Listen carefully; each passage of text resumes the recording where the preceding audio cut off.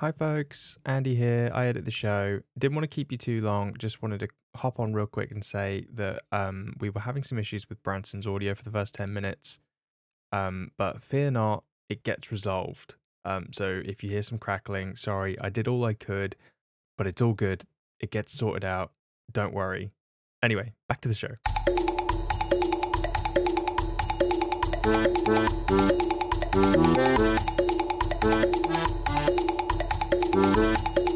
Ahoy there, and welcome back to DohMance Dawn, your number one podcast for One Piece and The Simpsons, who we've covered the first decade plus, really the first era of One Piece. I'm Luke, he, him, sometimes they, them.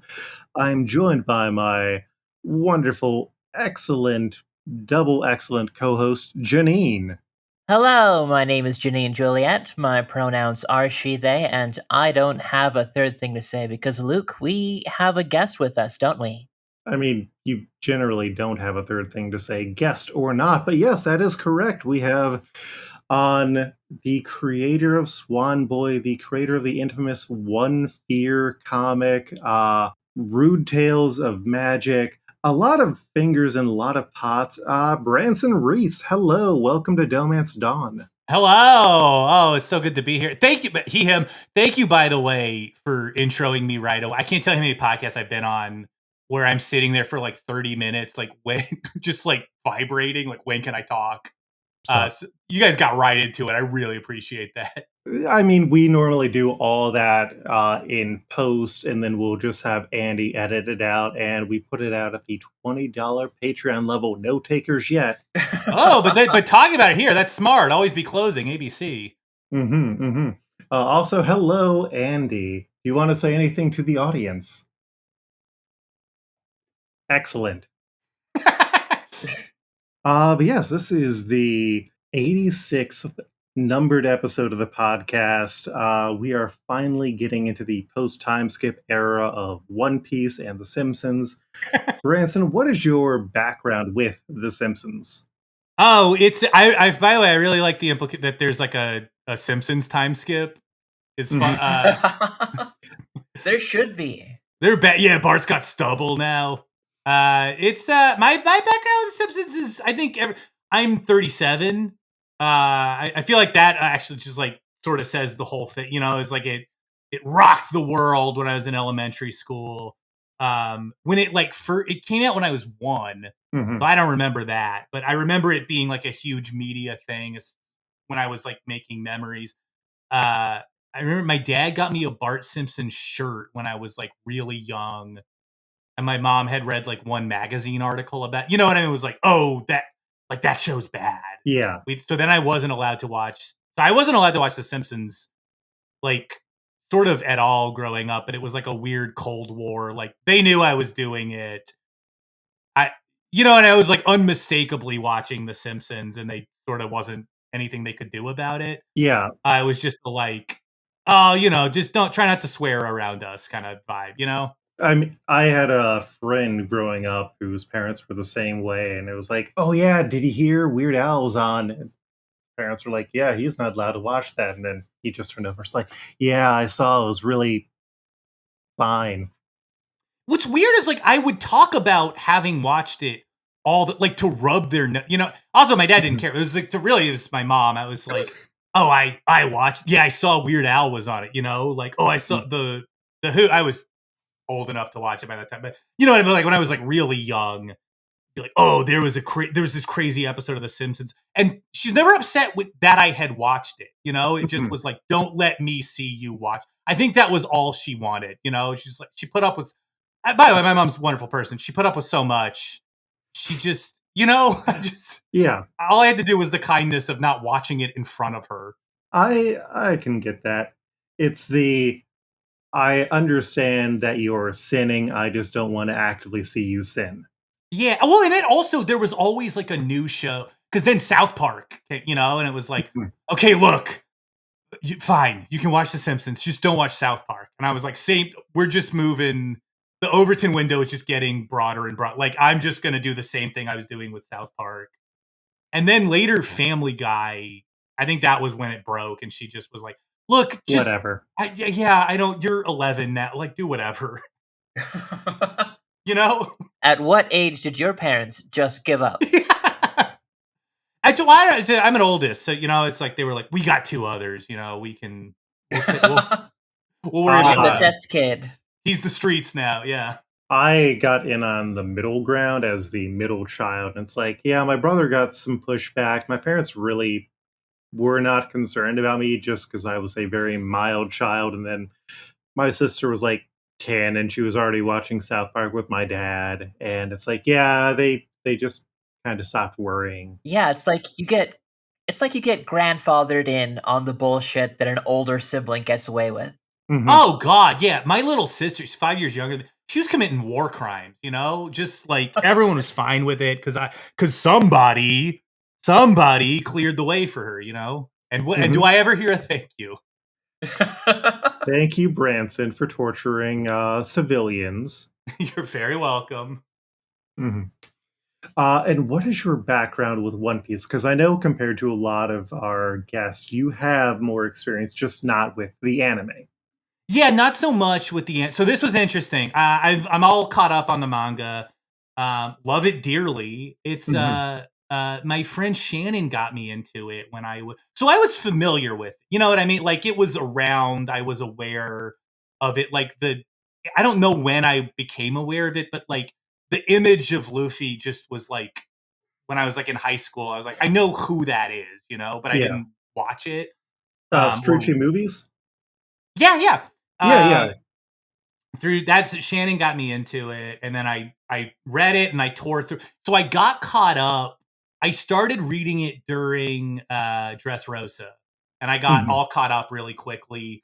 And then I fell off because you know what I mean? It's like when you have all of it to read at once, that's like a certain rhythm. And then when you're doing it weekly, it's like to me, it was like agonizing. Oh my God, I have to wait again. I have to remember who everybody is in that week. Like, I'm not retaining week by week. And so then I fell off. And then I recently got back in and got caught up. And I just started from the beginning and tore back through. And it's the greatest story ever told. It is. It even has Jesus. Oh, yeah, it does. Yeah. I was racking my brain. I was like, does a certain carpenter from Bethlehem show up? A son of Joseph? Yes. Shannon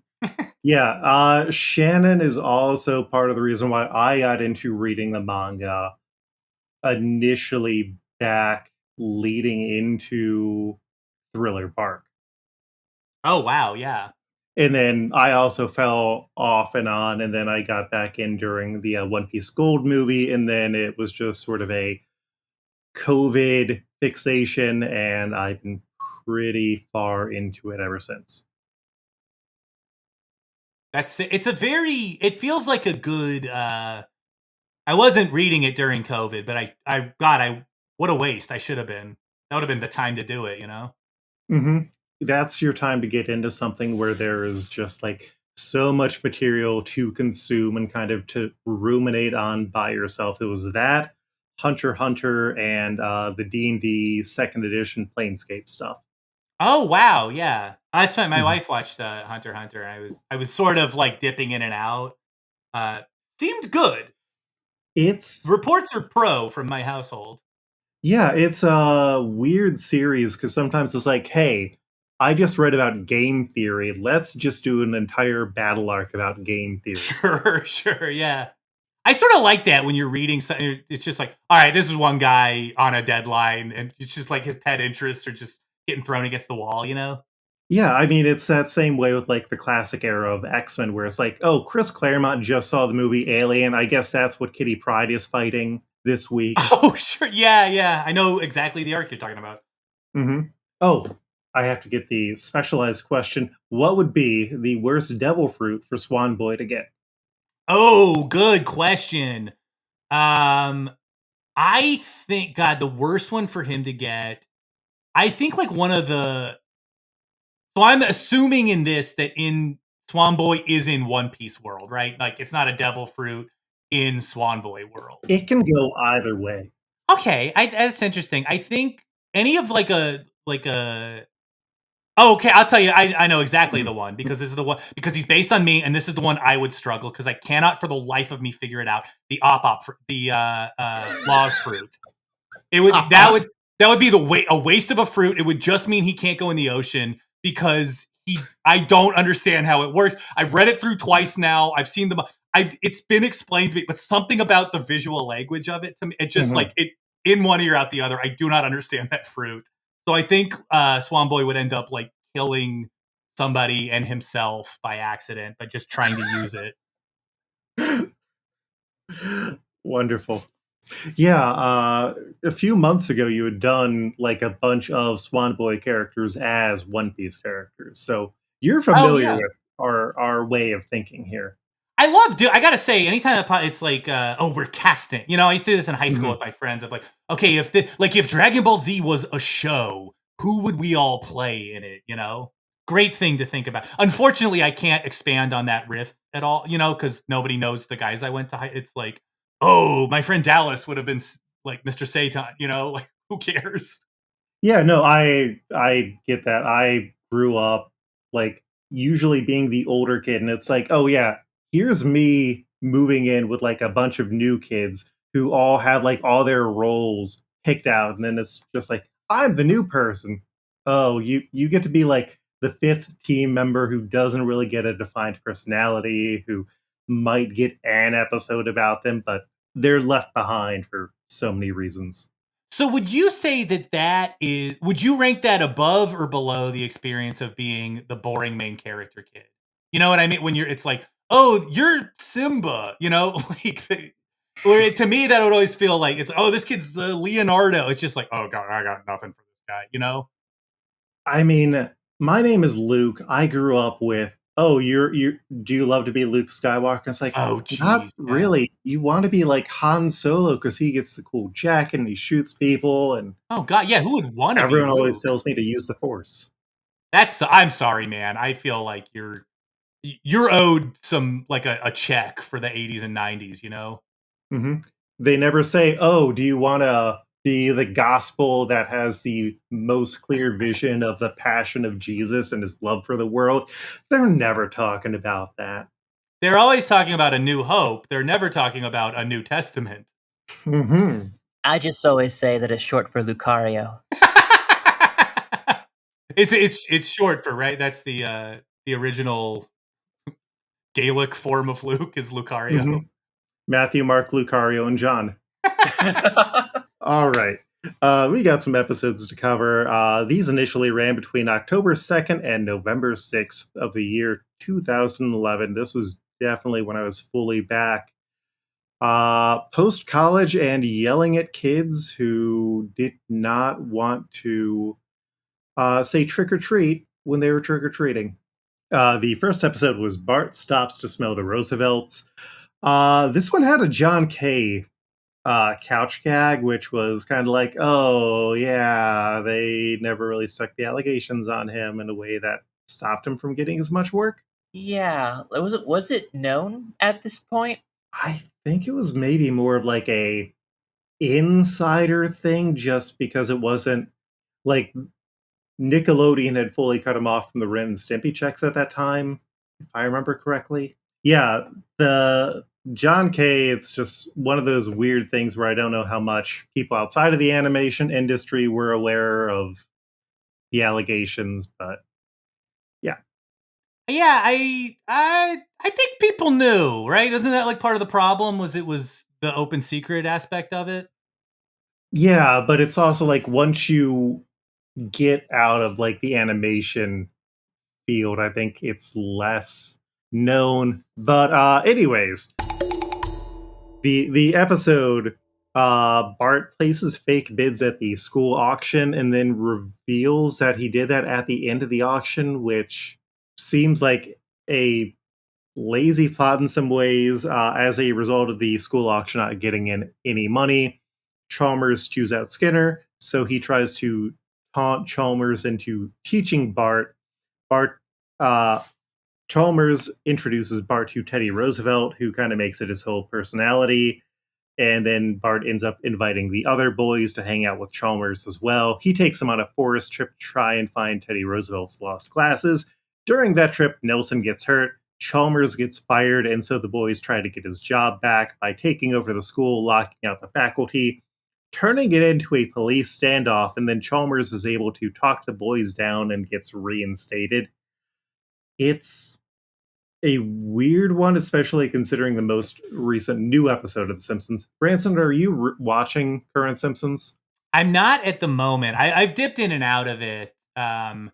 It's interesting. I sometimes, it feels like it's always there for me. Like I've dipped in like 10 years ago. I was like, what's going on in The Simpsons? I wasn't so hot. I do work in this industry, so I will let my silence speak for me and how I've felt about what I've seen some of the time. But I've seen some more recent stuff where I'm like, hey, that's pretty good. It's no 1994, but it'll do in a pinch. It's a different show right now in a lot of ways. The episode that they had tonight was Chalmers getting fired and then becoming a male influencer, but then also kids start to get influenced by him and are worried about their skin regimen. It's a weird. Yeah, I mean that sort of speaks to the thing in that when I watch it, I'm always like, you don't have to do that. It's like you're the Simpsons. I don't think they're going to take you off the air unless you want to go off the air. Dude, you don't have to do that. You don't have to do stuff. That's for shows that haven't proven themselves. Like, go take a swing. It feels like a very timely show in a way where it used to be more timeless, even if you did have like celebrity cameos. And I don't know how much of that is just we grew up in a world where media was moving less quickly. Yeah. You know what I remember distinctly as a kid? I think I mentioned it earlier. Is the Who episode? That episode, I remember that came. And I was in like 6th grade, I think, when that came out. And I remember watching it and thinking, "Hey, you just wanted to meet the Who. Like, you guys who make this, whoever you are, you just wanted to meet the Who." And I felt enough ripped off by that like that to me was the like, you know what I mean? Like the moment where like the shine went off just a little. The day the laughter died. Yeah, the day the Who showed up. The Who Dream Ruiners, a Branson Reese story. Yeah. Yeah, it's a weird story because it also kind of almost touches on toxic masculinity in a way that I don't think we were really talking about it back in 2011. No. Because it's all like, you got to be real manly men, and all of the education system is making you too weak and feminine. And it's like, yeah, no, I don't think you should be the administrator of the school district if you actively hate what you are teaching. Wait, so it's Chalmers who becomes a manosphere influencer? In the new one, yeah. Interesting. I don't. Oh well, okay. I guess I'll watch before I make a comment. It's a weird one. My wife didn't like it, but she is also actively a hater for Shauna Chalmers, who a little goes a long way. That's fair, I think. But also, Shauna Chalmers is now like a 12-plus-year-old character in terms of when she premiered in the show. So, God, that's great. The stuff like Maude still being dead. You know what I mean? Or like that still feels so new to me. But that's that's just based on when I stopped paying attention to things. Or like, what is your prime era of the show? Like, we've had more post time skip episodes of One Piece than we've had pre time skip. Hey, do you think that Shauna was so bad that she made Gary Chalmers into a misogynist? Oh, is that like the logic that the show is pursuing there? I don't know. I'm just really high right now.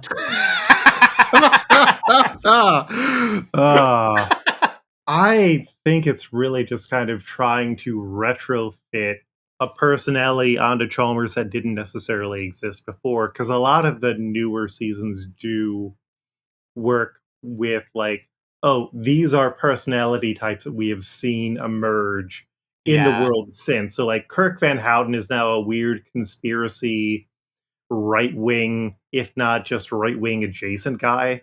I think that scans. I think that sort of honors the "can I borrow a feeling" guy.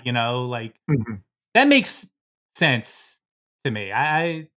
But yeah, some of it does feel it's like, oh, we didn't get a manosphere guy because why in 1989 would we have? It's like, oof. It feels a little like throwing a bouncy ball against the wall of like which guy do we use here? Yeah. Or like last season they had what was the weird fake Europop music video thing that everyone was kind of like crazy about for 2 weeks? Oh, Planet of the Base. Yeah, they had the Planet of the Base people show up in like an episode a season or two ago, and it's just like, yeah, this came out after they had left the zeitgeist. It's oh It's yeah. I gotta say, I work in animation, and it's just like that timeline is brutal. yeah. Anytime you are trying to touch anything in culture, it's like now keep in mind it'll be best case scenario a year later. Mhm. It makes me wonder why they ever touch current events. Like, make everything timeless. You're gonna be late anyway. Yep. But yeah, it's Bart Stops the Smell of the Roosevelts is an idea that had more things that it could go into that it doesn't. I think that's fair. I would Yeah. agree. Janine, anything to add? I think that it was hilarious when Lisa said that she went through her Teddy Roosevelt phase in the first grade because, yeah, kids have weird fucking interests that they're all about for like a year. Yeah. And also Lisa. Yeah, you're right. Lisa's would be in first grade.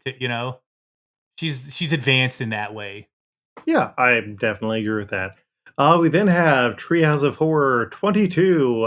The opening, Marge does a switch witch and sends Homer to destroy the kids' Halloween candy. Instead, he tries to sneak off and eat it, gets his arm pinned under a rock 127 hours style. He chews off his arms and a leg only to find out the kid switched the candy for vegetables, and the guy who was actually in 127 hours voices the paramedic in this one. Oh, what a get. Mm-hmm.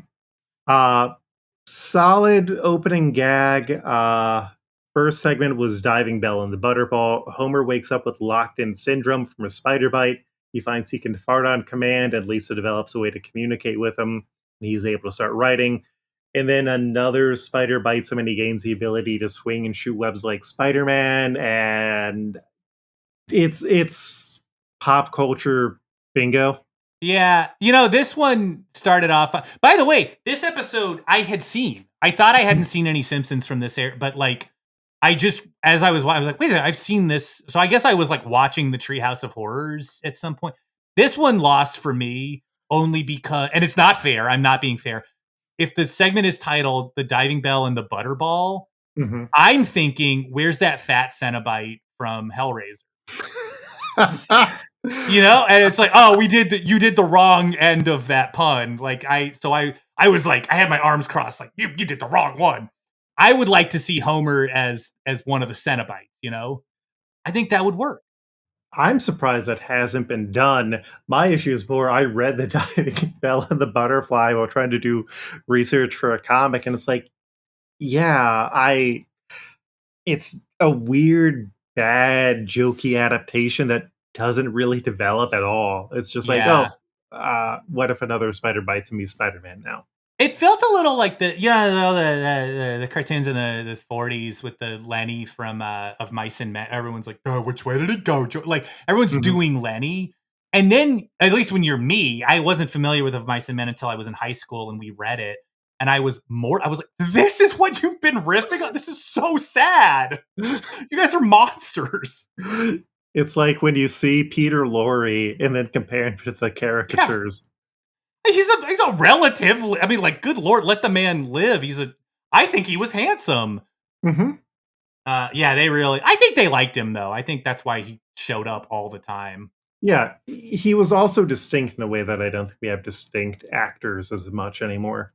No, they don't let you look like that anymore. Mhm. When I live in Los Angeles. When you drive in, they scan your face, and if you look too much like I made them nervous. They like, you got to turn around. You can't live here. You have to look at least 70% like a Chalamet or Yeah. 70% like a Channing Tatum. And if you don't, they're like, look, we'll get you on a program. You got to drink. You can't drink. You just drink tap here for a while, and we'll get you looking symmetrical. Start taking The Substance from the hit movie The Substance. That's what I know it from. Mm-hmm. The second part is Dio D for Diddley. Ned is a killer who believes he is being told to kill for God. He kills Mr. Burns, Sideshow Bob, and Snake before he's asked to kill Patty and Selma, unaware that the voice of God talking to him is actually Homer. Ned catches Homer and decides to kill him, but Homer taunts him by burning the Bible. So God then appears to kill Homer, and then he won't fix things because he serves the devil, and also Maud is sleeping with the devil in hell. They went too far off and kind of lost the tone that they were building. Yeah. This is not the first time that they built too high up on a treehouse of horror and got elements of God involved. Yeah. Was this a parody of? I couldn't tell like what this Dexter. was like. Oh, okay. I don't know. That would explain it. I've never seen an episode of Dexter in my life. You're not a big Dex head? Not a Dex head. Not a member of Dex's Midnight Runners? More of a Gex head. You know what I mean? I love that rude lizard from video games. Who wouldn't want to enter that gecko? The one that's voiced by Dana Gould? The very same, yes. Listen, we're part of Gex Nation here on DohMance Dawn. We're proud badge-carrying members. You know what I think they should have done? Just from this premise, I would love to see it again with the what's the Larry Cohen, the God Told Me To? Isn't that the it's a sort of a similar premise to this, but I'd love to see them take that tone and see what they do with it. And I also would love for it to be like 1998 when they do that, you know? I have no idea what you're referring to. Oh, I'm sorry. Oh, it's you know what, listeners of the podcast, check out God Told Me To by Larry Cohen. It's a wild it's a very mean-spirited movie. The last segment is In the Na'vi, which is it's just Avatar. Yeah. They're trying to get Hilarium. Bart is the Jake Sully, and then here the twist is that all the weird native animals are able to defeat the army. The Hilarium to me was the linchpin of why this wasn't clicking for me. Mhm. Because one, in a you can't use like comedy stuff in a comedy pair. You know what I mean? It's like it's like putting on Groucho glasses and be like, I'm funny. It's like, yeah, no, you gotta work a little harder than that. Also, Hilarium isn't to me as funny as Unobtainium. Yeah. Oh yeah, that's more hilarious. Yeah, down. like we unfortunately the parody, you've got to lap the thing you're parodying, or I'm a little crossing my arms over here. You have to find the right level of seriousness to take it. Otherwise, it does just not stick at all. Yeah, that's all. That's all I'm saying. Mm-hmm. Unfortunately, this one was an overreacharium. See, that's how you do it. You need to get more women in the writers' rooms when they're high. Come on, Holly Weird. And then the last one was Replaceable You. Bart needs help from Martin for a science fair. They develop a robot seal that wins a science fair. Homer, meanwhile, gets an assistant named Roz, and he uses her. That way he can go and see a movie, but he gets snitched on and demoted to being Roz's assistant. Homer is pretty sure Roz snitched on him, and then she hangs out at Moe's. Meanwhile, the senior citizens get more of the robot seals, and they start living instead of dying. So the weird consortium of people who want old people to die, Gavin Newsom's agenda, is that correct California humor? Oh yes. Oh, absolutely. God, he hates them. Mm-hmm. They set the seals to murder. And so Martin and Bart go to Professor Frink, reprogram the seals, and help them to get back to the nursing home and not kill people. Flanders, meanwhile, remembers Roz from the past, offers to help Homer by revealing that she hates to be touched, and Homer puts Roz in a situation where Burns tries to hug her. She attacks Burns, and she gets fired. Remember when Jane Lynch was kind of everywhere because of Glee? Yeah, do I ever? I love Jane Lynch on The Great North. Are you a Great North Ed, Branson? I haven't seen that much of it. I have liked what I've seen though. Anytime you got a little cartoon character talking and Will Forte's voice is coming out, I'm happy. I can see that. It unfortunately got canceled now, so I saw. Yeah, from what I've heard, it was, oh, this is not owned by Fox, which is why we're getting another season of Universal Basic Guys and Crapopolis, the Oh blockchain-funded boy. animated series. Oh, good. Oh, good. Well, I unfortunately I have to invoke those. Endorse all of those. I do. I did. Everything's great, and I'm gonna plead the fifth on this one. How do you feel about Walt Disney's views on unions, Branson? Now that I can't. Can I say I was doing a thing, and I put a joke in about Disney being a union buster, and I Mhm. had to cut it, and they were like, "Well, the company we're owned by Disney," and I was like, "But he did it." They're like, "Yeah, you can't joke about that, though." I was like, "Everybody jokes about other stuff with Disney. You can't do, but this one's real. This this is a real thing he did. You can't joke about." And they were like, "Well, that's sort of why you can't joke." Also, it's like, yeah, it's unfortunately it's still sort of a present issue. Okay, well, I think it was a good joke. Walt Disney deserves to get fucking clowned on. From time to, I think his place in history is secure. I think I Mhm. can riff a little on how eager he was to name names. I think that's funny.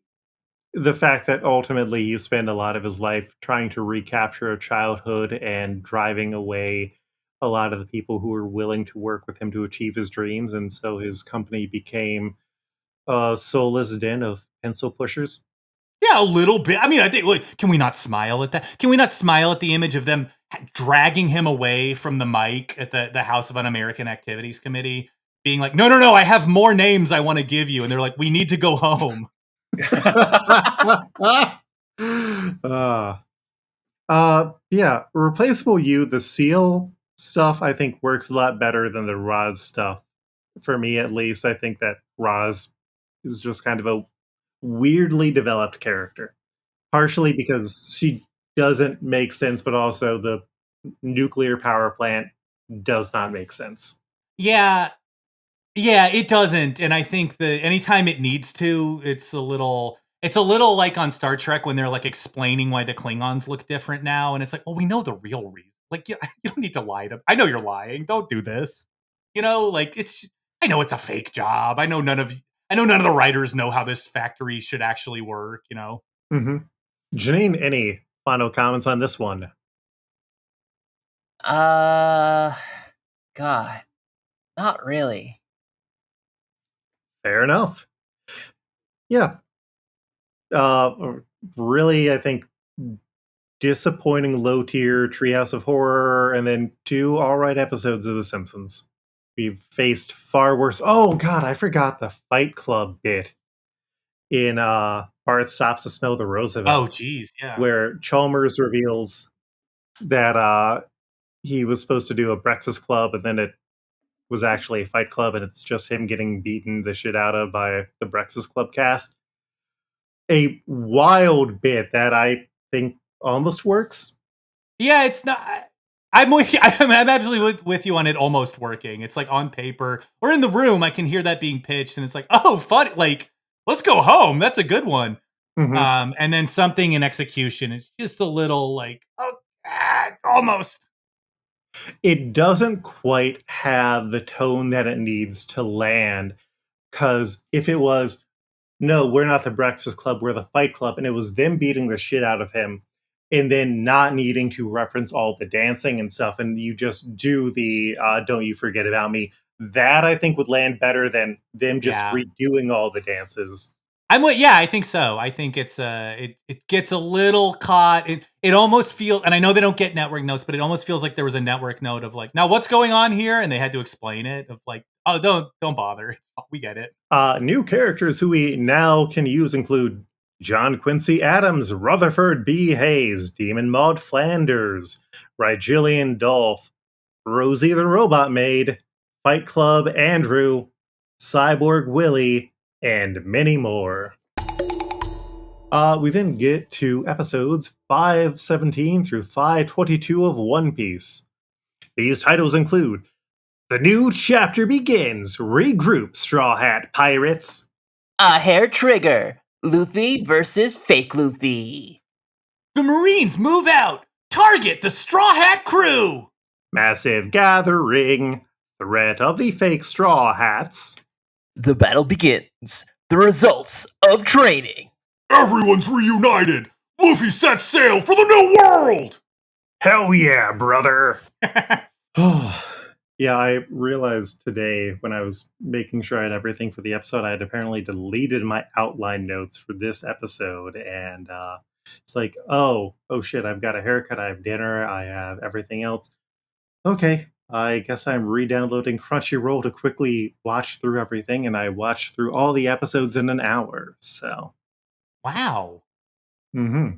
That's amazing. That feels not possible with how many episodes there are, but they're not that long.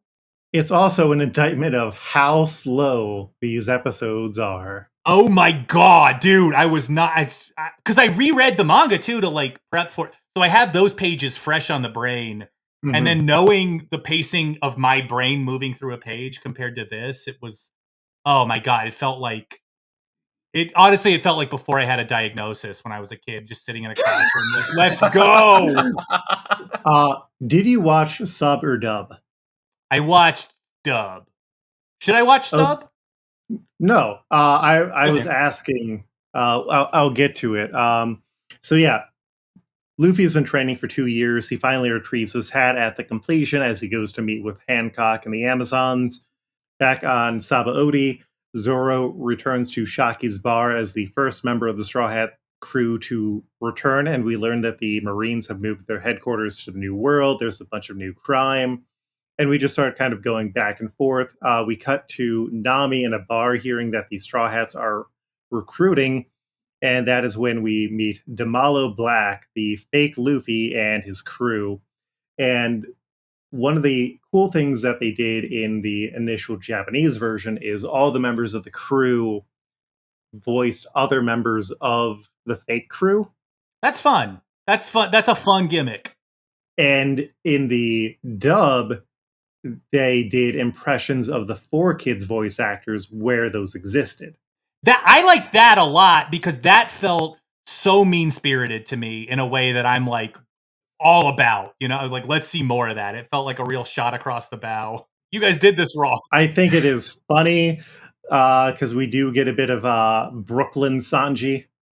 Oh God, yeah. See, no, that's the One Piece when I was faintly familiar with it, like when I was younger. It must have been those episodes that I was like familiar with. You know, you get the like Southern Belle, Robin. Mm-hmm. Yeah, that was I really perked up for that. I like the whole fake Straw Hats. I know fans are not, or everything I've seen is like fans are not as hot on them or don't like them, but I think they're funny. I love them as a bit. I love all the memes of just like them being edited into other scenes of the manga. Oh yeah, that's good. That's good stuff. Mm-hmm. Like anytime there's a group impersonating the heroes, if it is done well, I am there for it. And I think that the fake Straw Hats are great. Yeah, I love them. Excited to cast them. So meanwhile, an audience is waiting for Brooks' concert as the Soul King, and he tells his manager that he's quitting. And so his manager decides to call in the Marines for revenge. We get the introduction of new Sanji, who is too horny to live. It's this to me feels like some real this is some real low light stuff. That whole storyline with Sanji, what a bummer. It is his heel era. I have told Janine, like for every new member, it's like, yeah, Sanji is going to be awful because it's also the anime needs to pad things out, and so they hit on a lot of jokes more often, from what I've heard. Yeah. Now look, I don't mind. I don't mind him being a pervert. I don't mind any. I know. Hell, I think it's good. I think that's all okay. It's just this is something about the way it's done here. I just was like, oh, gee, this is I know that guy. You know, it's like it's humiliating. I feel embarrassed for him. And I think it's also just that combined with the transphobia. I think that's it. I think that casts a very dark shadow over all of it. God, I was watching this with my wife, and she was like, "What the fuck is that?" Like, she was like, she's familiar up through like East Blue, like all of that, and then watching this, she's like, "What happened to Sanji?" And I was like, "They hurt him." They being, the whoever, what's the studio that animates this? Toei. Toei. Yeah, Toei, they hurt my boy. He'll get better. It's just going to take a while. But he'll also get worse. It ebbs and flows, He gets worse in different ways, but they stop leaning on the transphobia stuff as much. Yeah, I mean, I'll take it. Yeah. Listen, they should have had Sanji come back as a woman, and then all the lesbians would have been happy. Oh, if he just was like into it? Yeah. I mean, honestly, anything. I feel like any choice they could have made would have been a superior choice. I feel like there had to have been like an editor on the book who just thought that whole thing was the funniest thing, and it was just like, all right.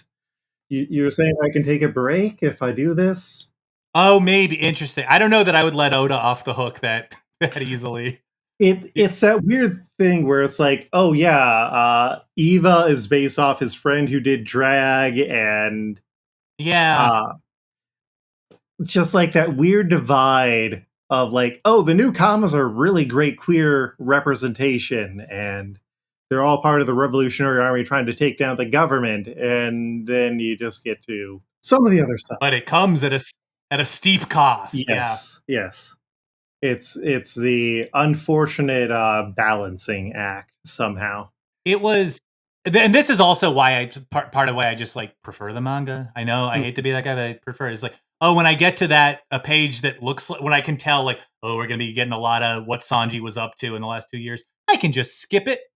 I can just my eyes can just move really fast across the page and then I'm done with it. But a cartoon, it just sits in it. Yeah. And it just goes back to it more. Anyway, Damalo is being an ass. He tries to hit on Nanji.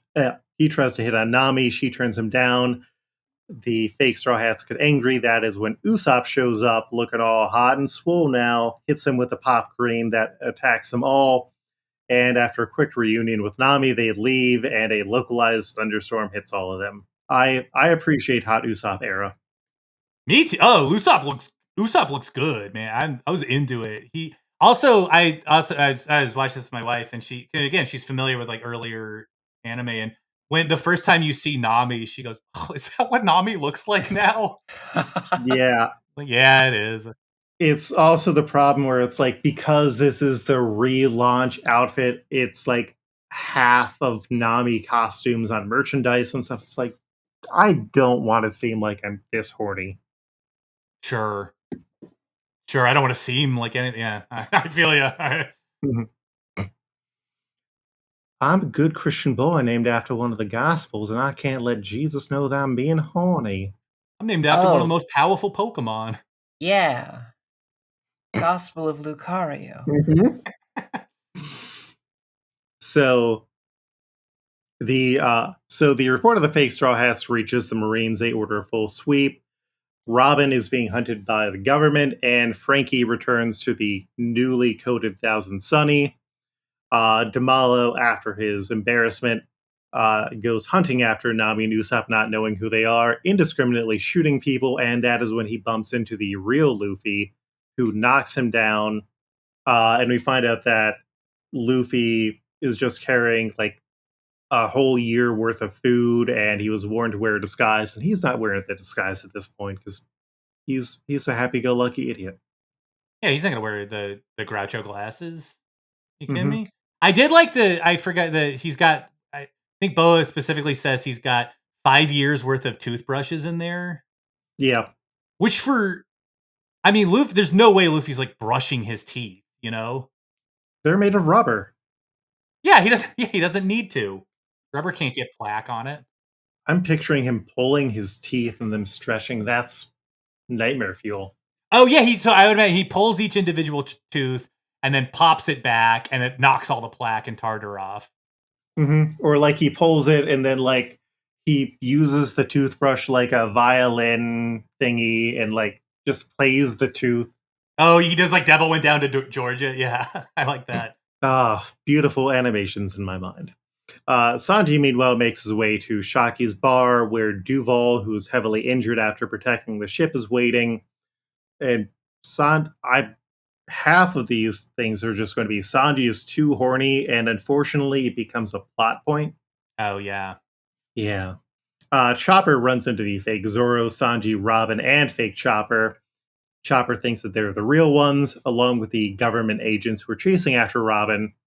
When the Zoro and Sanji realize Chopper is the real one, they kick out their fake Chopper, who's just a fox wearing a hat. And that is when the government agents kidnap the fake Robin.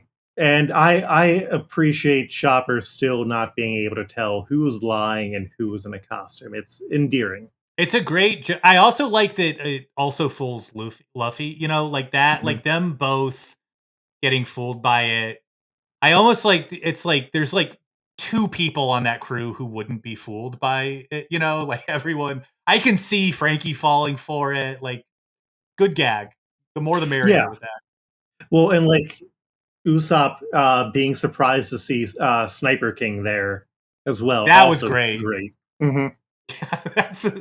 That's like a borderline surreal joke. It's like, how could you possibly be that stupid? Reindeer have face blindness. Oh yeah, that's true. I did like the sort of like, hey, fuck you, like from Chopper, and he's like, oh, I can't tell you people apart about like humans. Yeah. Hey, buddy, I'm a human. Watch it. So Davalo tries to threaten Luffy, who just knocks all of the fake Straw Hats out with Emperor Haki. Sanji, meanwhile, tries to buy some fish and finds out that Zoro went out onto a boat to go fishing, but he went onto a pirate ship instead that went under the water, but then the destroyed boat rises because Zoro just cut it in half because he made that mistake. And I hope you have Zoro insurance, pirates. Yeah, everyone's got to get it just in case he gets on your. I said that was another. This is the last time I'll do it. That was another in the manga that full page reveal of the boat cut in half is so funny with him just sheathing his sword and saying, "I got on the wrong boat." It's so funny in the manga, and then the moment in the anime, I just was like, that's not quite. You had a good punchline. Why did you add words into it? Yeah. That could have also been just a result of like the translation that they were doing from the show and the fun of lip syncing. But even that's probably true. And yet I liked it so much the way I had it, and so seeing it like this was like, come on. People gotta respect that comics are a magical medium where anything can happen. Sometimes a comic can just be a bunch of voicemail messages that are left from various musical contemporaries. Yeah. Sorry about that, by the way. I know I gave you a wordy one there. I'm going to start anytime it's too wordy, the alt text is just going to say, sorry, Luke. Wonderful. So Robin returns to the Thousand Sunny where she finds the new Frankie with a ship that's now been prepared. And I do like how Robin is kind of just not all in on new Frankie, which is completely reasonable. I like that. Dude, are we Frobin on this I'm podcast? Frobin. I'm Frobin. I'm Janine, Frobin. are you Frobin? I'm sorry. I am very high? Yeah.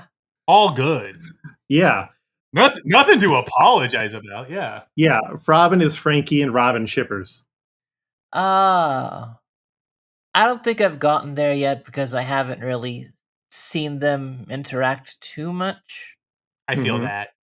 Right now they're certainly standing next to each other phase. Sometimes that's all, sometimes a sip of water in the desert will do. It's I don't know. I'm pro it. I liked that moment. I did it. That was something that was much funnier in the anime than the manga for me. The extremely long beat of her just like looking at him, of just like bubbles popping, of just like, oh God, she hates this, and then she's like, all right, well, I guess you were always a freak. It's fine that you're still like this. Yeah, he's just more of himself. Everyone just got more of themselves. Yeah, I like it. I like his like Ace Ventura look more, but I don't mind. I don't mind the Robo Henry Rollins look that he has now. Robo Rollins. Chopper reunites with all the fake crew, and he gets upset when the fake Luffy doesn't want to go and save their fake Robin, and so he runs off And that is enough to confirm for the Marines that the fake Straw Hats are the real Straw Hats. And so Sentomaru and two pacifistas are sent in. We get a brief scene of Usopp and Nami shopping together. That is when Chopper runs into them. He figures out the whole thing with the fakes. Fake Zoro and Sanji, meanwhile, are sent after Chopper, but that's when they find the real Luffy in disguise, who thinks that the two of them are the real Sanji and Zoro who've just worked everything out. And they decide to take him back to the recruitment spot where all of the pirates are meeting up. And yeah, it's just a great bit. Yeah, it's very funny. I was into this. In general, this arc a little bit. I'm like, all right, let's just get them together.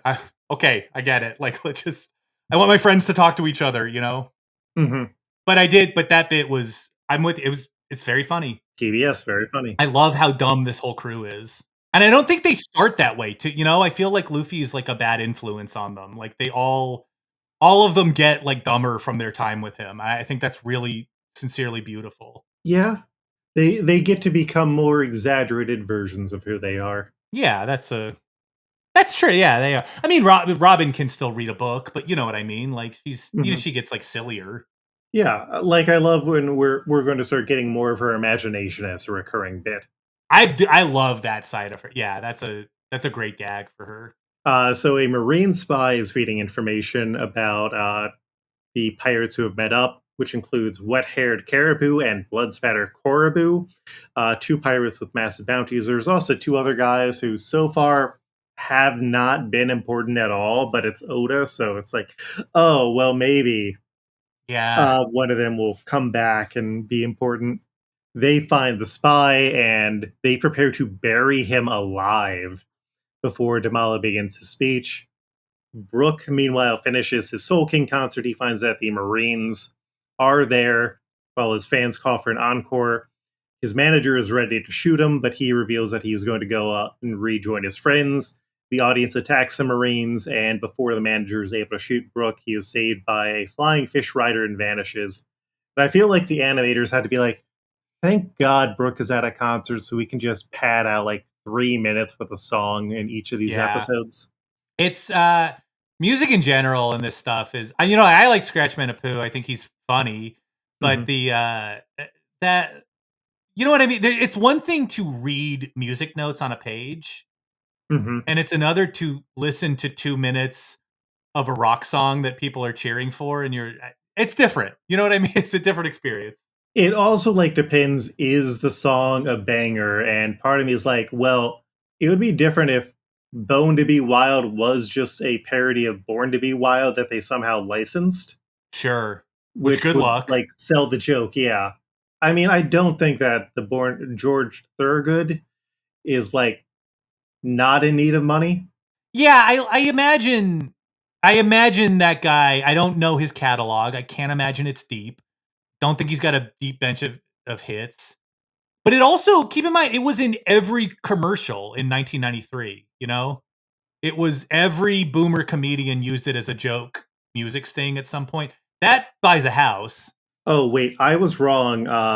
Born to Be Wild was written by Mars Bonfire, but then the big single was Steppenwolf. I was thinking of Bad to the Bone. Oh, so was I. Mm-hmm.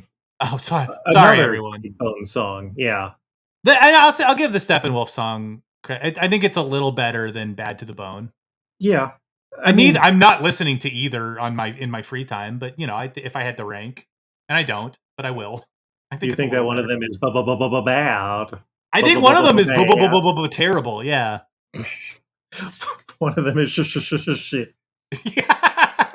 We're bringing hot musical takes for songs that anyone under 30 are probably unfamiliar with because they didn't grow up with those commercials. Oh God, if you didn't grow up with that, as bad as things are now, you used to turn on the TV and there was a Bad to the Bone. I guarantee you, in less than 3 clicks, you'd hit a Bad to the Bone music cue, and it was never pleasant.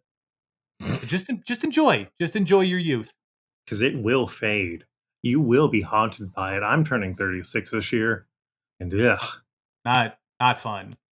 And let me tell you, I'm 37. It does not get easier. Your knees don't just feel better all of a sudden. Rainbow sign. It doesn't get better in your Yeah. mid-30s. I can't believe. Yeah, to any young listeners, it gets worse. Yeah. No, things are good, but my back hurts a lot. Yeah.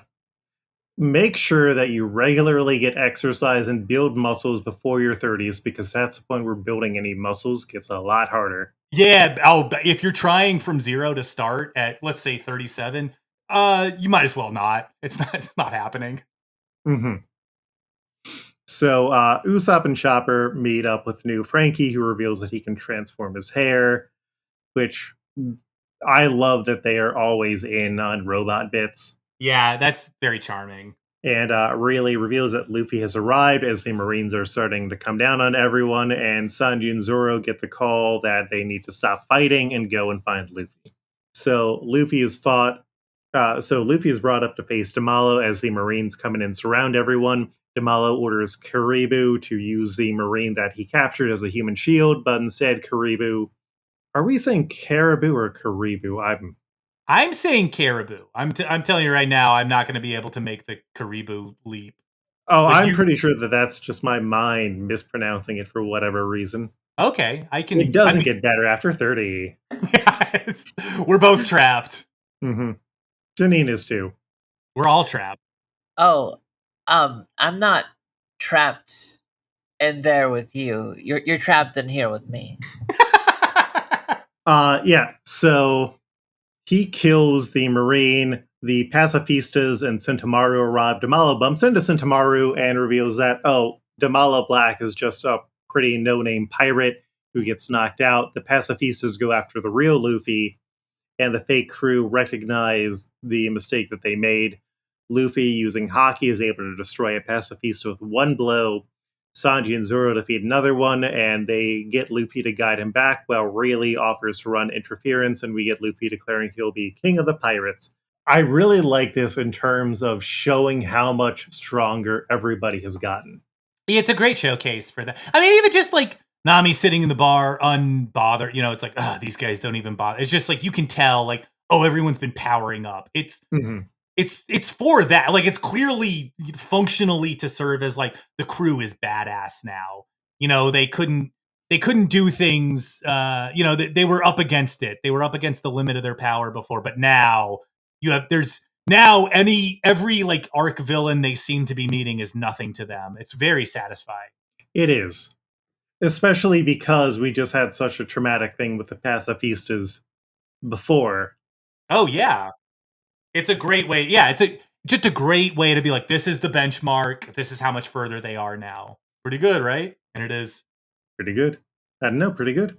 So Perona comes in, makes the Marines depressed. One of the massive birds that Chopper worked with helps to bring them back to the ship, where they find Brook, and everyone's finally reunited after 2 years. Sanji gets too horny staring at Nami and Robin and shoots a fountain of blood out of his nose.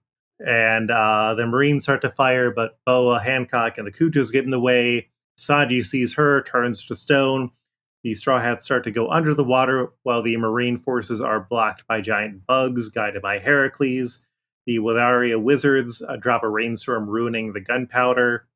And as the Thousand Sunday starts to go off, Perona and giant birds attack, the new Kama attack, and the Straw Hats descend in the water towards Fishman Island. Let's go.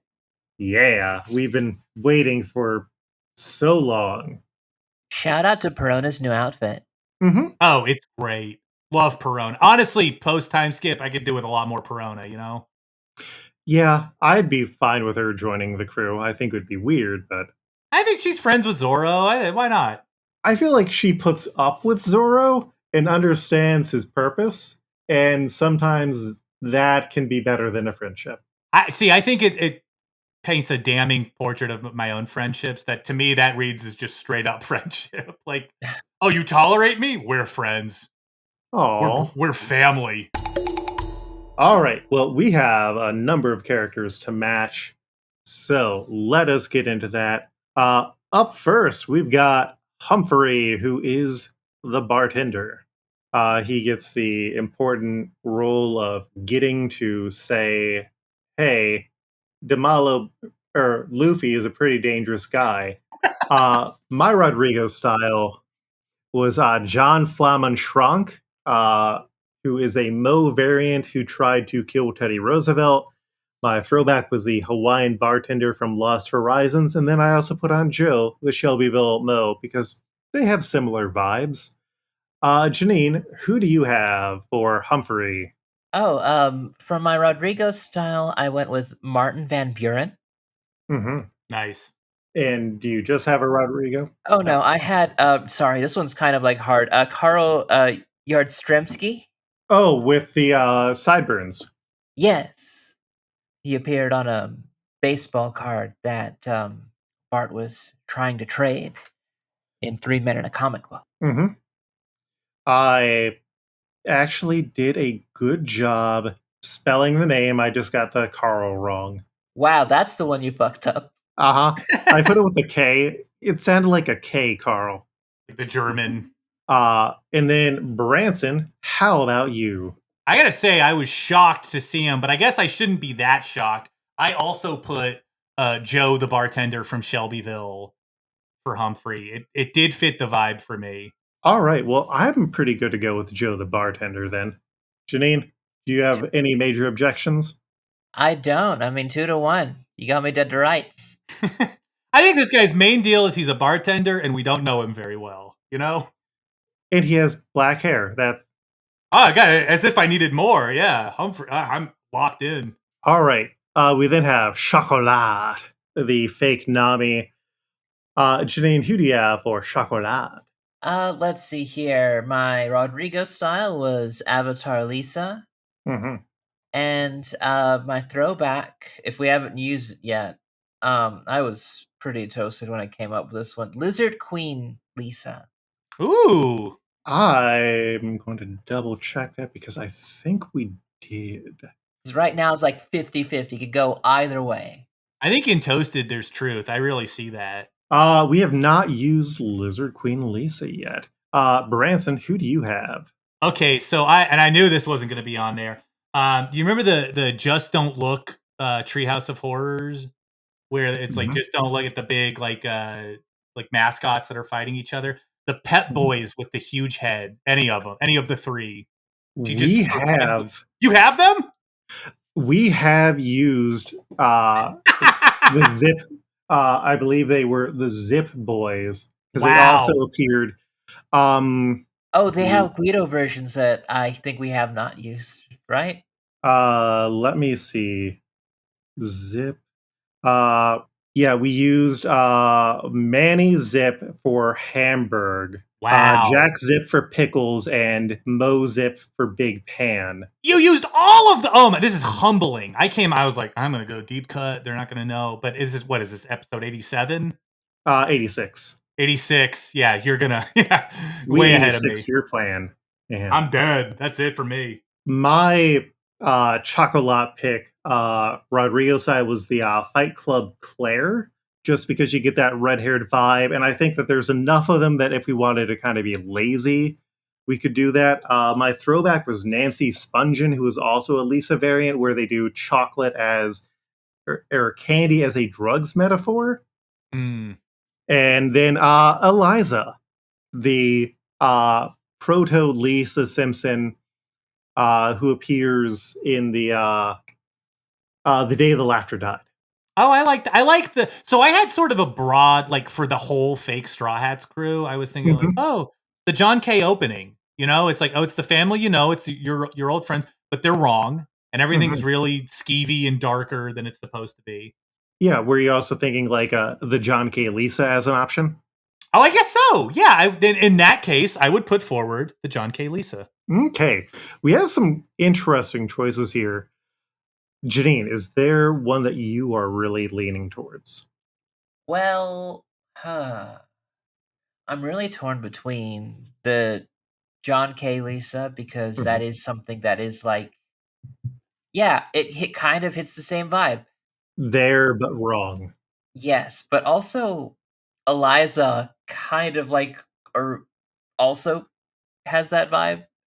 So I'm kind of dead stuck between them. I think the thing that's going to keep me from going for the John K version is that I don't want a chance of it getting drawn. I think that's fair. I think, yeah, I hear you. I think you're doing the morally correct choice. I'm good to go with Eliza then, just to keep things rolling. Let's do it. All right, we then have Turco, our fake Frankie. Have to get those comedy Fs in. Branson, who do you have for Turco? I could not, for the life of me, think of anyone but Snake for this. He just looks like Snake. He's got Snake's vibe to me. There's no way you don't have Snake already, but that's all you know what I mean? I like hit a block. I was like, it's gotta be Snake. We have not used actual Snake yet. So you used all the Zep boys, but no Snake. We want to use Snake for like a big enough character that it fits. Yeah, which is not Turco for sure. Mm-hmm, mm-hmm. I feel yeah, but you know what I mean. He's got that like sort of rockabilly like miscreant vibe. Obviously this is me coming in. I don't know the history of the casting, but that's definitely where I was coming at it from. No, I think that's perfectly fair. I mean, I was also rewatching today and I noticed that Turco just wears skin-colored pants. And it's like, yeah. I hate that more than if he was just wearing a thong. Yeah. My Rodrigo style was the former teacher who just hangs out in the teacher's lounge that we see. I also had Hangover Skinner from when he tried to go and get married to a woman and then it just did not work out. And then J. Lauren Pryor, one of those characters who distinct look, blue hair. You kind of know who he is, but he also has not done anything important since like Bart the Genius. Oh yeah. Janine, who do you have? My Rodrigo style was Skinner in a sailor suit. Mm-hmm. Because the school's fundraiser theme was drowning in debt. And also, I do think that we have used this character now that I'm looking at it in slightly more sober eyes. But the real Seymour Skinner. Ooh. You know, the one from the episode everybody hates because it turns out that Skinner was Armin Tanzarian. Because we casted Armin Tanzarian as Frankie, you see. Mm-hmm. We have not used real Seymour Skinner. Wouldn't it be hilarious? I think from the rule of lookalikes and joke bits, real Seymour Skinner fits the joke. I dig it. Yeah, that is how we play the game. We then have Mount Blutane, our fake Sniper King. My Rodrigo style was Spider Homer from the Treehouse of Horror, just to get that Spider-Man in there, or the superhero aspect in there. My throwback was Steam Shovel Millhouse from when he gets turned into his costume. Something about that was just like, yeah. I like it, yeah. And then the putt-putt announcer who randomly, I think, speaks with like a British accent while talking about the putt-putt tournament between Rod and Bart. Janine, who do you have? Let's see. I have, for my Rodrigo style, Rigelian Millhouse. Mm-hmm. And for my throwback, I have Fat Millhouse from Bart Star. Rainier Wolfcastle was doing fitness tests on Springfield children, and when Millhouse couldn't suck in his gut anymore, Wolfcastle just slaps on a sticker that says fat. Like he's a piece of meat. It was hilarious. Branson, who do you got? I had 3. Now, I'm not as familiar with the differentiate of the Rodrigo style and which means what. But what I got for you, I was going for big characters.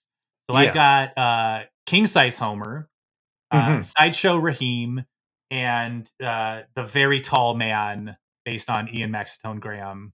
I want to say we did use Very Tall Man. Double checking. Yes. He is our Jerry, the guy in the train car fight who is very tall. I mean, perfect. If you give it to a very tall guy, you've nailed the prompt with him. Yes. And then I don't think we used... Oh, we did use... we referred to them as Moo Moo Homer. Oh, okay. Makes sense. So we have not used Sideshow Raheem. Great. One of my favorite cutaway characters. Always on my mind. I wouldn't. Angry man. Angry man. Yeah, for new listeners, Rodrigo picks our characters from the episodes that we just watched for this episode. Gotcha. Named after comic artist Rodrigo Vargas, who figured that was all we were doing on the show and made a bunch of points. Wow. Yeah. What are we feeling? I kind of like Fat Millhouse as a joke. I dig it. I also like the what's the one I'm looking at here? What heavy machinery is that? Oh, Steam Shovel Millhouse? Steam Shovel Millhouse also I really like. Janine, is it better if Millhouse is better a Steam Shovel? I mean, this guy's roughly the size of a steam shovel, so I can kind of jive with that. Let's go with a big beefy boy. We then have Damalo Black. He's the leader of the bunch. You know him well. He's finally back to kick some tail. Janine, who do you have for Damalo Black? Let's see here. I have Rigelian Bard as my Rodrigo style, and I also have Fat Bart from the same episode, Bart Star, because he's pretty fat there. He's called Tubby, and he's eating Pop-Tarts right out of the box. That's just college. Branson, how about you? I got two for you. I got Nelson's dad. The rarely shows up, doesn't care about his kid, deadbeat dad, who I think philosophically they're aligned. And when Bart imagines his future and he's the stripper with the guns. Bang Bang Bart. Bang Bang Bart, yeah. There's no way you haven't used. I'm sure that one's off the they're probably both off the table. We have not used Bang Bang Bart. We have not used Nelson's dad. Wow, look at I was down on myself for nothing. My Rodrigo was Fight Club Bender. My throwback was Shadow Knight from the fantasy realms, and then I put Lester on there. I really like Bang Bang Bart. Hey, I love it. Let's go with Bang Bang Bart. Hell yeah, Bang Bang. It much more appropriately fits the we need a sleazy, awful Bart. We then have the lesser of the brothers, Korobu. Who do you have for Korobu, Branson? I'll tell you who I got for Korobu. I've got Moose from when Homer gets kicked out of Riverdale, saying, stay out of Riverdale. Beautiful. My Rodrigo was the Franken Scratchy. My throwback was the first husband before photo. And then I also had Al Gumble, Barney's brother, who runs the Barney's Bolorama. Just something about the vibe there. Janine, who do you have? Dr. Manhattan Homer. It was just a funny thing that showed up in the Treehouse of Horrors that we just saw. And I don't know. It's stupid and I kind of want to go with it. But you know what? Y'all have some good choices too, I think. I feel like we all came to play on Korobu. There's some really good stuff here. We did. It's just so fun to look at. Yeah, look at that guy. I love that you can totally ignore that it's not a wig, it's a lizard on his head. Yeah. The way the tail goes down, honestly, if Glenn Danzig had ever been on The Simpsons, I'd be like, that's my Korobu, with the airlock. Did you have a second pick for Korobu, Janine? I did not. Okay. Well, I feel like we may want to get Caribou together as well. So let's look at our Caribou, starting with our listeners. Reverse Eye Patch on the Discord sent in Huckleberry Hound. Oh my god. They said Huckleberry Hound energy. A person on Blue Sky had commented the hitchhiker from Bart on the Road. That's fuck! That was mine. Was that your post on Blue Sky? It wasn't mine. No. To whoever posted that, I am not stealing your valor, but I am stealing your idea. I also had that idea independently, and I think we're both right. I think we've really got a point there. Alex K from the One Piece podcast suggested Snake Jailbird, and Giant Boy Detective suggested Herman. Branson, you're saying that you also had on the Hitchhiker. I did have on the Hitchhiker. To be honest, Snake and Herman also were, and I think Caribou's got some weight to it. He's or at least he shows up for years and years. Yeah. Never fear, we'll have Caribou for a year. In that barrel. Mm-hmm. Was that the only pick that you had for Caribou? The only one I had. I had Roz Davis as my Rodrigo style. The first husband after photo, and then blonde Barney Gumble, who just looks menacing in that screenshot that I picked. Oh, yeah. Janine, who do you have? Avatar Krusty, my Rodrigo style, and my only pick is the Krusty from Avatar that is just an older Krusty head surgically attached onto a younger, hotter body. I really like Hitchhiker. I think that is, you look at the Hitchhiker and that is 100% toe-to-tip Caribou. I also think he does hitchhike. He does bum a ride for quite some time. We'll be getting to that next episode, Janine. So then the question is, who is kind of the great pick? Because I also do like Moose as a premise there, but also Al Gumble as the brother of a big character who just doesn't do much. I like that. I think that thematically appropriate. Janine, are you good with Al Gumble and Hitchhiker? Ooh. Yeah, I can fuck with that. All right. We then have Manjaro, our fake Zorro, who is just such a great looking freak. A big fan of Rule 34. Oh, God. Branson, who do you have for Manjaro? Manjaro is the one person I was unable to come up with somebody for. And I will say, if we're not using Moose there, Moose could go here. It is a Moose opportunity. I will just say that Moose is maybe on wheels and we just slide him down one. We can play that way. Janine, who do you have for Manjaro? I have the nicely dressed Nelson from Lisa's Date with Density. Mm-hmm. Oh, that's good. He has a sweater vest. And for my Rodrigo pick, I have Paul Flart. I don't know why you can't just, parody Paul Blart, It seems like a safe one to just kind of punch at for The Simpsons, right? Yeah. Oh, yeah. My Rodrigo pick was Fight Club Andrew. My throwback was Eddie Muntz, aka Nelson's dad. And then I also had Cartman Nelson from when they did a South Park parody. Oh, I remember that. I do kind of like Moose, but I don't think it necessarily fits into the theming that we've been building with. I think that for every character that we don't choose Moose, he gets suggested on every subsequent character after. I think that's a deal I can agree to easily. I also think if we don't use Moose, there's no shortage of big stupid guys coming down the line in One Piece, he'll be fine. Always be moosing, but I know the last time that we declared a automatic suggestion for everyone, I think it was the next episode that we cast what was his name? Gould. Elliot Gould, yeah. Oh.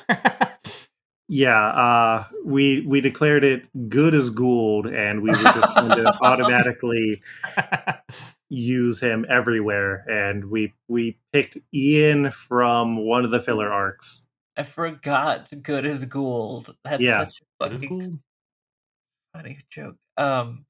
I like South Park Nelson in this one. I like it too. All right, nice and easy. We then got Drip, our off-brand Sanji. I had Fight Club Brian. I had Mr. Jones, who was Jimbo's dad, and then young Jimbo just wearing that bunny shirt. I think it's a powerful look. Branson, who do you have? I had two for Drip. One, I had Louie, the mob henchman, who's seeing double here for Krusties. That's just a vocal affect thing. That is our Aokiji. Oh, that's a great choice that's wonderful. So I will, in that case, I'll go with my backup for Drip, which is the small Estonian man who was playing Lisa. Mm. Or no, I apologize. I might have forget I said that. That actually might be coming in 1 or 2. Sorry. Aha. Did you have a second one for Drip then? I did not have a second one for Drip. I looked at my sheet wrong. Apologies. For shame, Branson. Sorry, guys. Man. Ah! All right, Janine, who do you have for Drip? Rodrigo Styles, Rigelian Jimbo. And my second choice is Mr. Jones. I do think Rigelian Jimbo is a great use of a Rigelian Jimbo. I'm all for it. I think that works. Okay. All right, let's roll with Rigelian Jimbo, as the kids say. Are you riding with Rigelian Jimbo? Do you know where your kids are? We then have Coco, our off-brand Nico Robin. We have Nico Robin. Okay, so this I might have. This is the Estonian Lisa. Mm-hmm. Janine, who do you have? Oh, I only have Mermaid Edna, but I also want to say thank you to The Simpsons personally for Mermaid Edna. A person who's very turned on by middle-aged women. It's been a while since I've gotten to use that one, Janine. Well, the fans of the button can thank you for that. It's a hey. There's mermaid opportunity coming up. We're going to Fishman Island, Janine. Understandable. I had Fight Club Allison, future Edna Krabappel from when Bart is still in class with Bart Jr., and then Insanity Pepper Edna. Ooh, I like that. Like I think Insanity Pepper Edna is kind of a great extension because you can also imagine a fox biting her head. Oh, and and it just adds. Mm-hmm. I think it works. All right, Janine, are you good with Insanity Pepper Edna? If there was ever a time to be okay with Insanity Pepper Edna, it probably would be here. All right. We then have Nora Gitsune, the fox who they just dress up like Chopper. It's the Timu Chopper. My Rodrigo was one of the robot seals. My throwback was Foxy the Fox Network Fox. And then I also had Flatulent Fox, one of the Roger Meyer less popular characters. Branson, who do you have? You're gonna flip. I also had Flatulent Fox. Hell yeah! I'm jazzed to see us like vibing on that one. And I also had, just because of the main thing that this character does, I also had the big one that Homer calls Bitey. I do love that possum. Janine, who do you have? My Rodrigo style was the skeleton reindeer, and my other pick was Foxy the Fox Network Fox. But I love Flatulent Fox better. Yeah. Flatulent Fox, let's a use hero this for the smelly people. fox. I love it. All right, we then have Bikra Mark. His name is a play on Bikuri Maku, meaning surprise mark or exclamation mark. Janine, who do you have? I had George Jetson. I'm not entirely sure why. That's the way it goes sometimes. Branson, what about you? Yo, I struggled with this one so hard. I essentially gave up when I said the sea captain.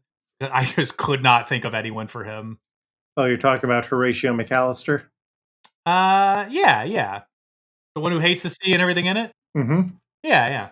He has come up several times, still has not been cast somehow. My Rodrigo style was the Spanish lawyer who Nelson's mom hires to sue the school. I then had the skipper from a throwback episode, but then also we can use a living embodiment of the exclamation mark Stan Lee here. Astounds true believers, watches Zorro gets on the wrong boat. And this is assuming that Oda himself never shows up as a character, right? Because that seems like a knock. Although I guess he would be okay. Well, I shouldn't get ahead of myself. We could use Alan Moore in that case, or Dan Klaus, or Matt Groening. Who? Who's sorry? I just had a thinking crazy thoughts. Damn. Are we good with Stan Lee? I don't think I am. Oh no, I forgot to ask. I think I'm gonna have to Ooter pile Stanley. Stan Lee's in the Ooter pile now. Oh no. Who are you thinking for our choices for this Fishman, Janine?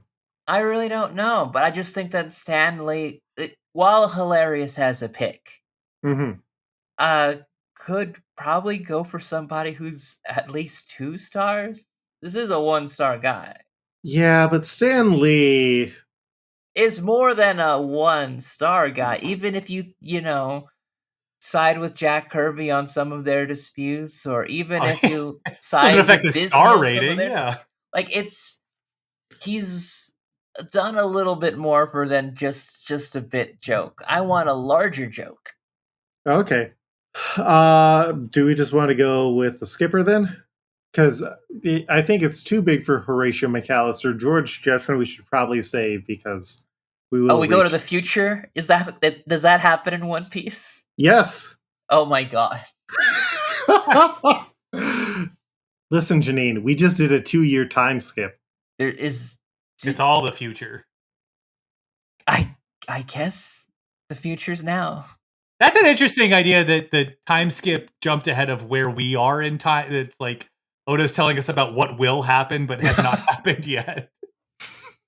In the future, on your very planet, very far in the future. It will flood. And rich people are going to be awful. Okay, you're tracking so far, Oda. Horatio McAllister is definitely too big to use for this, so it's like Spanish lawyer or skipper. Of the two, if you're asking me, Yeah, I would go skipper. Do we go to Lawyer Island?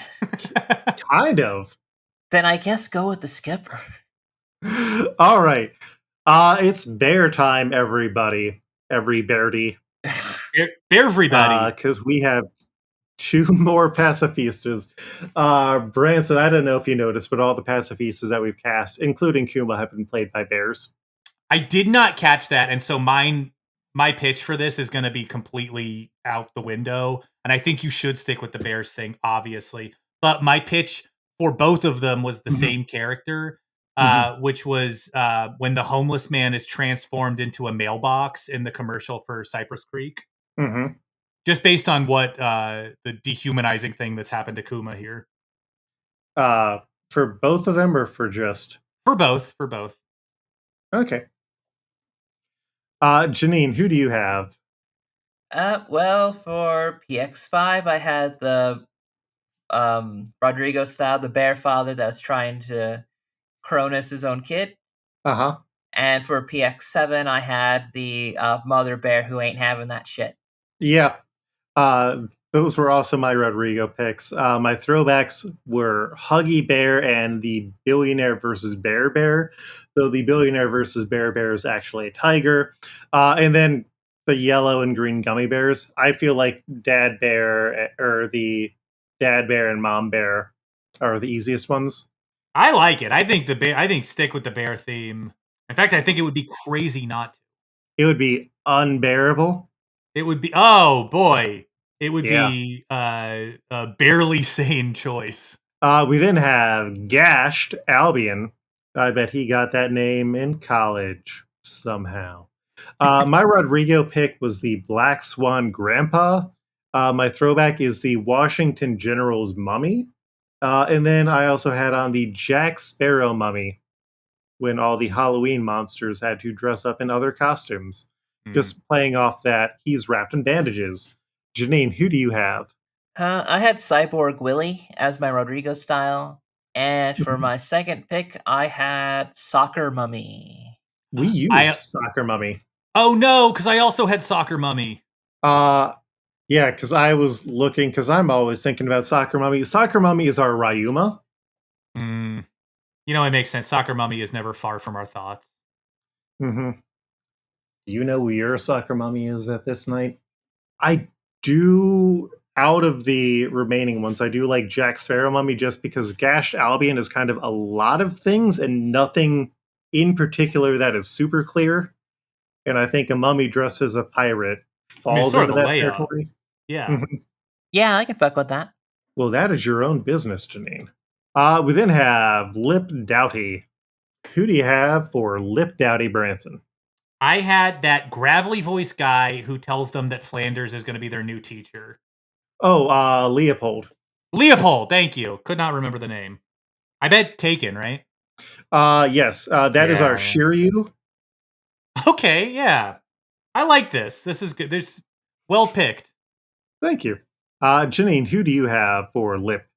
This one I used in my Rodrigo style, Black Swan Grandpa, Mhm. just because I thought it was hilarious. Thinking about somebody for who has big lips, I put Steven Tyler from Aerosmith. Oh, that's good. I like that. Steven Tyler is our Ducky Bree. I'm sure you get this every time you have guests, but it is so funny coming into this podcast this late. Mm-hmm. Just be like, oh, sorry, Steven Tyler's taken, you know? It's a hell of a thing to like, you know, say that we've used like some of these one bit characters that are very hilarious jokes. So my Rodrigo style was Athlete Martin from his bisexual fantasy. My throwback was Baron von Kisselot. And then I also had Wax Lip Salesman. Oh, I remember that guy. Mhm. Andie of 1,000 Uses. These are all good. And the thing is, I don't care about Lip Doughty that much. You know what I mean? Like, I think 1 star is appropriate. Mhm. If there was a 0-star ranking, I think that would be fine for this guy, you know? Is there anybody who's gonna come by that's more important that has bigger lips than this? No, but Wax Lip Salesman may be helpful later on. That is a weird thing for you to say, but I'll accept it. Are we good with Baron von Kisselot? Yeah, I dig Yeah. it. All right. And then last, and definitely least, we have Katakomo. My Rodrigo was Sailor Skinner. My throwback was reenactor number 5, just going through random mustached Wow. characters on the Simpsons wikis. And then the justice officer from The Hague Oh, yeah. arrests Krusty for crimes. Janine, who do you have? I have young Chalmers because I just imagine this guy getting jumped. Mm-hmm. He won't forget about it. And then Branson, how about you? I've got the guy who, the controls are so simple, even a child could fly them. Lisa asks if she could fly it, and he says, "Of course you cannot." You know, this guy, though, like, I don't even know. I don't know his name. He's from the Air Show. Like, Do you remember this guy? Is this great? This is such a famous line to me. Hold on, I'm going to find the character's name. I couldn't find it. He says he's showing them a plane. He says these controls are so simple, even a child could fly it. Lisa says, "Can I fly it?" And he says, "Of course you cannot." And I don't remember what episode it's in. that is Sideshow Bob's Last Gleaming. That is marked as tour guide. And he's taken, isn't he? No. Oh, then my vote is for tour guide. I'm going to let Branson get one more point on the board unless any of y'all are really horny for Sailor Skinner or Reenactor 5. What if I'm really horny for the tour guide? Yeah, that's what then? Great. That's who we're putting on the what board. What do we do then, huh? All right. So, our Humphrey is Joe, the Shelbyville Mo. Our Chocolate is Eliza. Our Turco is Real Seymour Skinner. Our Mount Blutane is Steam Shovel Millhouse. Our Demalo Black is Bang Bang Bart. Our Coraboo is Al Gumbo. Our Caribou is Hitchhiker. Our Mancharo is Cartman Nelson. Our Drip is Rigelian Jimbo. Our Coco is Insanity Pepper Edna. Our Nori Gitsun is Flashland Fox. Our Beaker Mark is Skipper. Our PX5 is the Dad Bear. Our PX7 is the Mother Bear. Our Gashed Albion is Jack Sparrow Mummy. Our Lip Doughty is Baron von Kisselot. And our Katakomo is Tour Guide. Let's go! From such Bob's Last Gleaming. Yeah. Oh, it's been a while since we've had a long one. Next one's going to be even longer, I think. Branson, where can people find you online? Oh, geez, I'm not hard to find. I'm Branson Reese and on Blue Sky, Brand Son of God on Instagram. I just go, on our shared project, swanboy.com, just go there and read Swan Boy. I think you'll get everything you need. You can find out what I've been talking to Branson about on Discord. I've been using you. I've been mining our conversations for Swan Boy, and I think I hope you'll appreciate. I took pains to not make you Noel or Swan Boy when I you know what I mean when I mine our conversations for content. Okay, well, and I'm glad that it didn't have to say, yeah, Branson's mining our conversations for content, because if you say it, it's less bracky. Exactly. No, I'm mining them. You should know every time you're talking to me, we're on the record. Yeah, I mean, me talking about One Piece with you had some influence on the Italy arc. It did. It absolutely did. Yeah, anyone who likes the Italy arc, you have Luke to thank for that. And anyone who doesn't like it, well, your complaints can be fielded to Luke. Yeah, there's already podcasts that I do that you can feel free to ignore. Yeah, make sure to check out Swan Boy. There's search functions that I have put in because every episode, even though you don't see it, has a full transcription. Thank you so much. I've thanked you privately, but I'll thank you publicly here. I don't know what I would do without that. Hey, I am appreciative that I have gotten Taco Bell meals out of that a few times. Janine, where can you be found online? You can find me on Blue Sky, JanineJuliet.bisky.social. I'm also on Instagram, Janine is dope. And I also do another podcast, Wrestle Girlies, with my friend Flighty Butlass. We have not updated in a while, but hey, it's a hobby podcast that I just do whenever I get really passionate about a very specific thing in pro wrestling. So, don't bother me. It's not like this yeah. show where I'm driving you to do it. Yeah, but it's fun. It's nice. I'm having a good time. And I do most of the work. Yeah, that's also kind of like a big selling point. But Luke, where can the people find you online? You can find me most places as at Koltreg. That's KOLTREG. That includes Blue Sky. That includes itch.io, where you can check out comics that I've written, or you can go to my portfolio website, lukeherr.com, and find links to business stuff that I've done, and also most of the old podcasts that I've done, just because I've been at this for almost a decade. Jesus. Time is a horrible monster that is consuming us all. Our current editor of the podcast is Andie Newman. You can find her at winf.co.uk on Blue Sky. And our cover artist is Mike Patten, who you can find most places as Patten Pending. That's Patten Pending. Sometimes there's an underscore between the two of those. DohMance Dawn, the podcast that you've been listening to, updates twice a week. You can find us on most podcatchers, or we also do a very simple video version on YouTube. If you want to leave comments, that is a great way to find us, and assuming that you don't want to just join the Discord or message us on Blue Sky, which is the only real active social media we have, though I am trying to get back onto Facebook because that apparently actually gets random people to pay attention to the show. That is the spiel. We'll be back in 2 weeks. We should have a guest as we go down to the bottom of the ocean for Fishman Island. Branson, thank you again for joining us as we reunited the Straw Hats. Oh my god, thank you for having me. It's good to have the gang back together. Yes, it was a blast having you on. Oh my god, it was a pleasure. Anytime. Thank you so much for having me. This was so fun. We will see you all in 2 more weeks, hopefully.